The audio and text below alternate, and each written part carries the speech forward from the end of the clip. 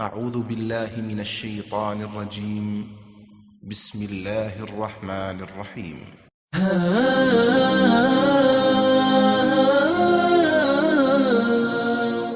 عبداللہ بن عمر رضی اللہ عنہما سے روایت ہے کہ نبی کریم صلی اللہ علیہ وسلم نے فرمایا، روزہ اور قرآن قیامت کے دن بندے کی سفارش کریں گے۔